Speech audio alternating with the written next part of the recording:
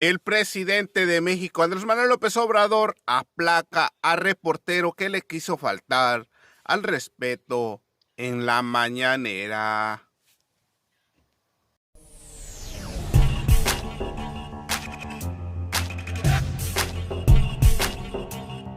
¡Viva México!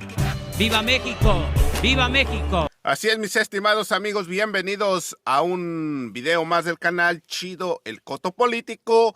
Yo soy Ferras TV con otro video para el canal y bueno amigos, que tengan un excelente miércoles. Durante la conferencia del presidente Andrés Manuel López Obrador, reportero acusa que hay recesión en estos 3 años que van del gobierno de la Cuarta Transformación, y vaya forma de preguntar de este reportero, pero el presidente Andrés Manuel López Obrador no se quedó callado y le dio una lección a este reportero con pruebas y todo. Y sin tanto que hablar, mejor a continuación les presento el video. Acompáñenme. Punto. En relación al crecimiento, aunque sí hay un crecimiento de 5.6%, en los últimos 2 trimestres un pequeño decrecimiento, que algunos señalan que estamos en recesión técnica, es decir, no hubo un crecimiento en V, sino un V y luego poquito hacia abajo la línea. La pregunta es, ¿cuál es su perspectiva de crecimiento y si estamos o no estamos en recesión? Y la otra es, ¿cómo se va a financiar el déficit de 757,000 millones de pesos? Bueno, mañana, jueves, vamos a dar un informe sobre resultados económicos y sociales. Recuerden que quedamos que cada mes, el primer jueves de mes, se va a informar. Mañana vamos a tratar el tema. ¿Estamos en recesión o no? No, pero vamos a estar en la conferencia. No hay ningún problema. Es dar a conocer información, nada más. No es meternos en propaganda sobre la consulta o sobre las elecciones. En todo caso, sería pasado mañana. Así es, ¿no? Entonces mañana es el último día, pero no se va a dejar de informar. Lo único es no meternos a la cuestión política electoral. Pero sobre el crecimiento, señor presidente, ¿estamos en recesión o no? No, porque se creció 5%, 2 trimestres abajo, porque íbamos creciendo y se nos vino lo de la nueva variante. Sin embargo, el crecimiento del año pasado fue 5%. Y no solo debe verse el dato del crecimiento. Primero, porque un gobierno como el nuestro tiene que pensar en el crecimiento, pero también en el bienestar. Porque cuando se habla de crecimiento es acumulación de riqueza, pero no necesariamente distribución de riqueza. Es más dinero, pero ¿en beneficio de quién? Cuando nosotros estudiábamos, más que de crecimiento se hablaba de desarrollo, porque eso es integral, eso tiene que ver con el empleo, tiene que ver con la salud, con la educación,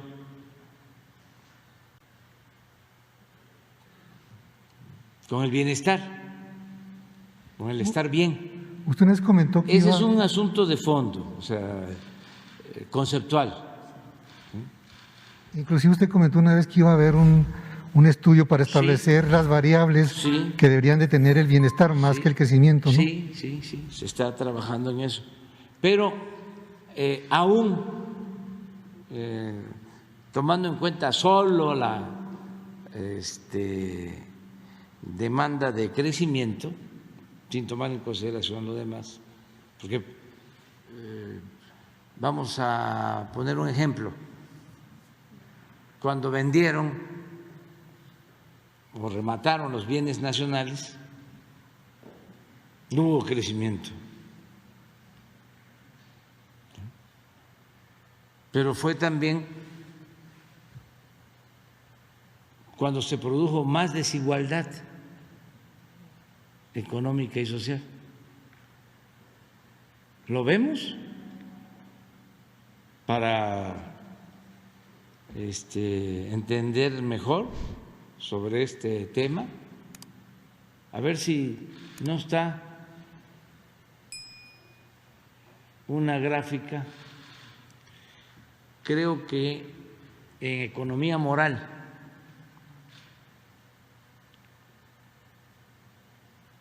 sobre desigualdad, una gráfica del Banco Mundial sobre la desigualdad en México. Y van a ver cómo en el periodo de mayor privatización, de mayor saqueo, se profundiza la desigualdad. Pero bueno, eso lo vemos porque es interesante ya también cambiar en ese enfoque tecnocrático que no tiene que ver necesariamente con el bienestar de la gente, con el bienestar del pueblo. En el caso del crecimiento a secas, debe de considerarse pues que la economía está creciendo. No puede haber recesión si en el mes de enero, este mes es uno de los meses en el que se creó más empleo en los últimos 20 años. ¿Cuál recesión? Que ahora lo vamos a mostrar. De esto vamos a hablar mañana, pero como tu pregunta es importante en ese sentido, vamos a aclararlo. Y yo pues estoy satisfecho porque se sigue creciendo, vamos saliendo de la crisis. Afortunadamente tenemos ya indicadores de que la nueva variante de COVID está perdiendo fuerza, porque eso fue lo que nos impidió llegar al 6% de crecimiento,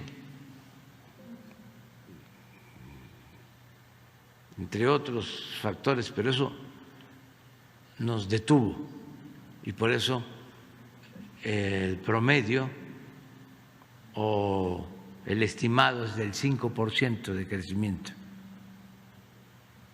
anual. Entonces vamos a ver las dos gráficas.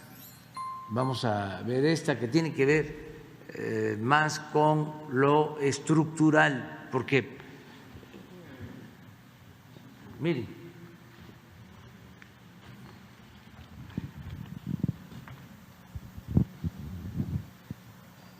sí, es el Banco Mundial.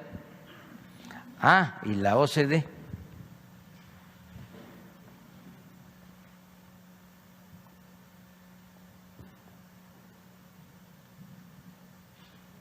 Son las dos. Creo que este es OCDE y este es Banco Mundial. Arriba es Banco Mundial y este es OCDE.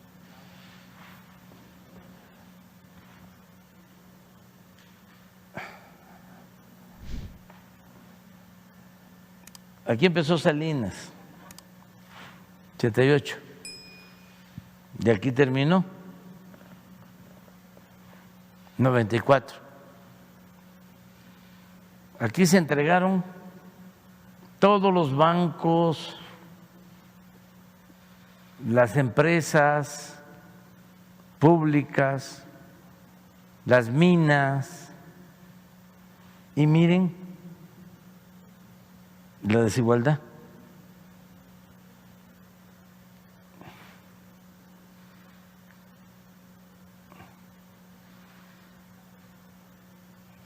Aquí ya fue bajando, cediendo. Entonces, no necesariamente más crecimiento es bienestar. Pues aquí, saben que en el 94, según la revista Forbes, que publica la lista de los hombres más ricos del mundo, en este año México ocupaba el cuarto lugar en multimillonarios. Aquí, cuando empezó Salinas, en el 88, aquí, solo había una familia, los Garzazada, con 2.500 millones de dólares. Y en 6 años fue tanto el traslado, la transferencia de bienes públicos a particulares, que ya no era una sola familia, sino eran 24 aquí, multimillonarios, con 36,000 millones de dólares.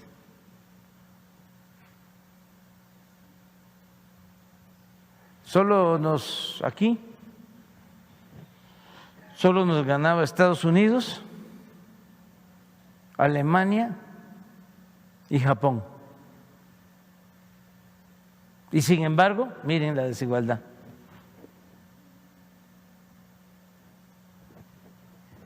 Entonces, ahora, para los adversarios, y es un buen tema de discusión, puede ser que por el COVID tengamos menos crecimiento, pero hay más igualdad. Ahora le está llegando más a los pobres que antes. Estamos viviendo en un país menos desigual que cuando se aplicaba la política neoliberal. Pero además también estamos creciendo. ¿Cuál es su perspectiva para este año? 5% para para que se enojen. Porque los expertos y los especialistas pues nos están dando, cuando mucho, 2.5. Yo planteo 5. ¿Y en qué lo fundamenta? Soy realista, ¿En qué lo fundamenta? tengo información y además soy optimista, quiero que nos vaya bien. Imagínense un gobernante pesimista. No, 5. Y de una vez les digo, 5 para el 23 y 5 para el 24. Y mi ideal es que a pesar de la pandemia obtengamos en el sexenio en promedio anual más del 2%. Ahora van a decir los expertos, no, ya lo perdimos.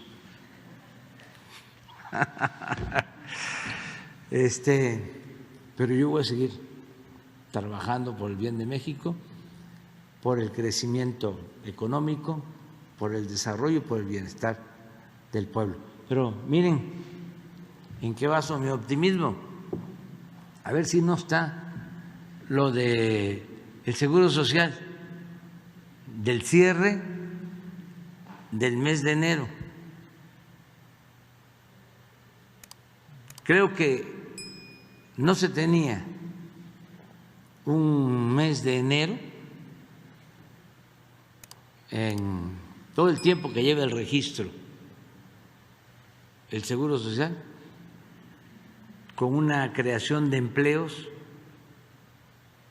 de 140,000 trabajadores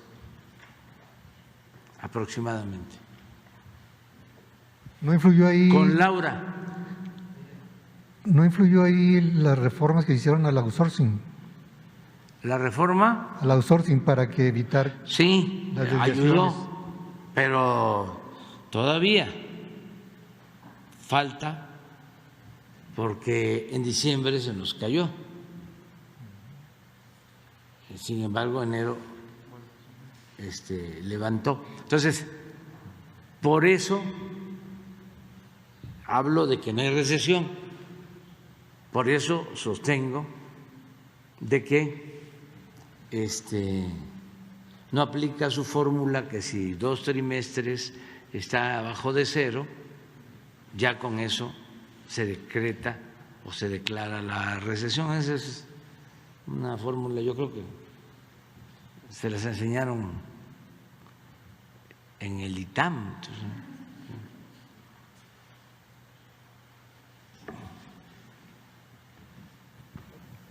aquí está, mire, 142,000 empleos en enero. A ver, ¿por qué no pones los eneros de los años anteriores?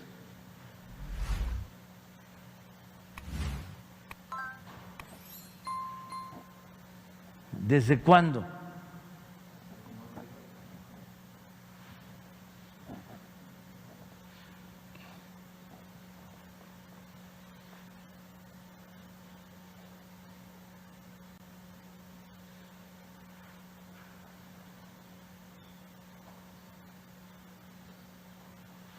Entonces vamos creciendo. Pero de todas maneras, mañana repetimos todos los datos que tienen que ver con la economía para que el pueblo sepa cómo vamos. En otro tema también de carácter económico, Bancico informó. El presidente tiene responsabilidad. Puede ser que no sea culpable, pero soy responsable. Y considero que la estrategia que se llevó a cabo para enfrentar el grave problema de la pandemia fue acertada y salvó muchas vidas.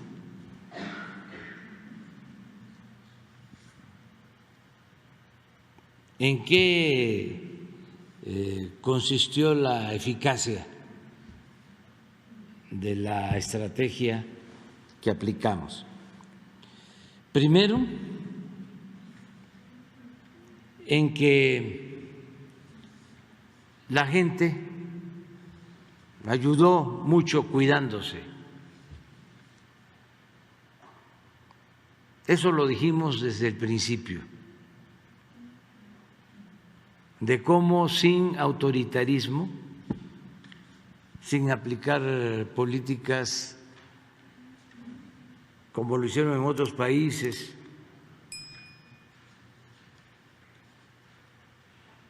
de toque de queda, medidas obligatorias. La gente actuó muy responsablemente.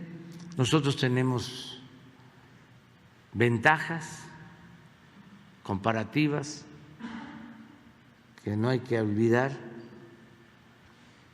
La familia mexicana es muy fraterna, es muy solidaria. Eso ayudó muchísimo. Desde el principio llamamos a cuidar a los adultos mayores.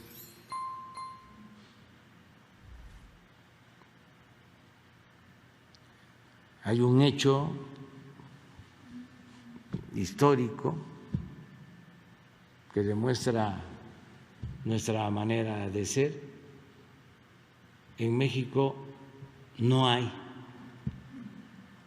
el número de asilos para adultos mayores que existen en otros países, porque aquí cuidamos más a nuestros ancianos respetables. Eso ayudó mucho, el cuidarnos. Ayudó mucho el que los médicos, las enfermeras se aplicaran a fondo, arriesgando hasta su vida. Ayudó mucho el que, aunque no teníamos los médicos, y no los tenemos todavía, porque estos corruptos abandonaron la educación y la salud durante todo el periodo neoliberal y tenemos un déficit de médicos. Repito, por cada 1,000 habitantes deberíamos de tener 3 médicos y nos dejaron por cada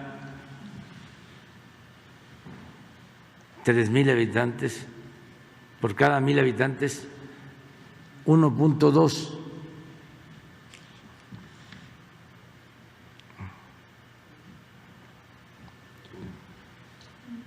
Por cada 3,000, 1.2.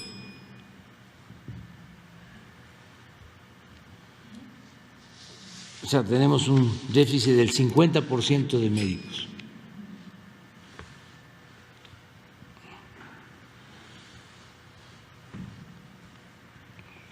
Lo voy a repetir. Por cada 1,000 necesitamos 3 médicos. Y tenemos por cada 1,000 1.2.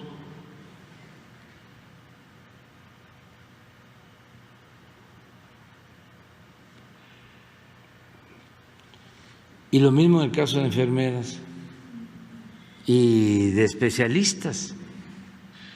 Entonces, los médicos que se tienen, las enfermeras, la mayoría se aplicó y se capacitaron miles de médicos en muy poco tiempo para intubar, para atender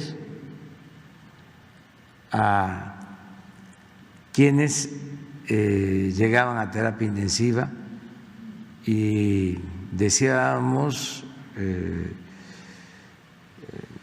sacarlos sanos a todos. Fue difícil, muy complejo y muy doloroso.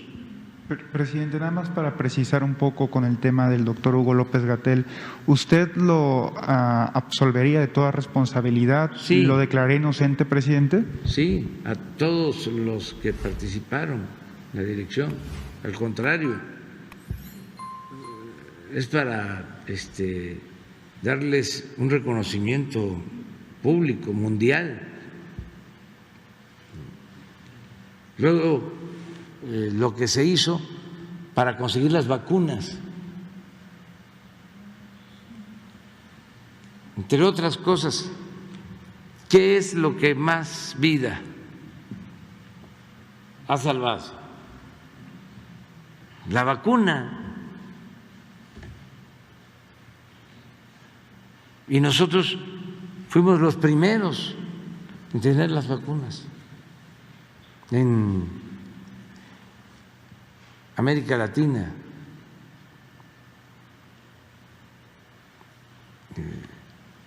Y en aplicarlas. Y estamos en el 10º lugar a nivel mundial en vacunas.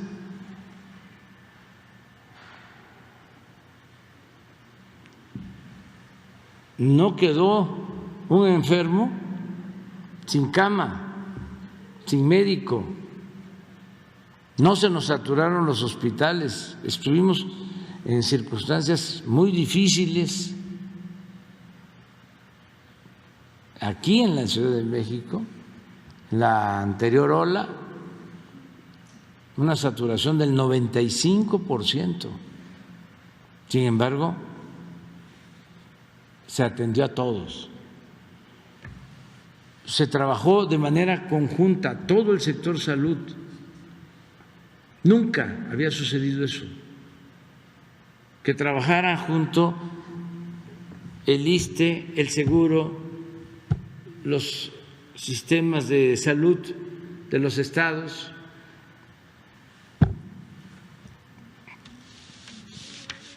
los hospitales de salud de la Armada, de la Secretaría de la Defensa, no solo los médicos militares o de las Fuerzas Armadas, sino ingenieros terminando hospitales, ampliando espacios para tener camas, el conseguir ventiladores. Y aunque son muy dolorosas las comparaciones.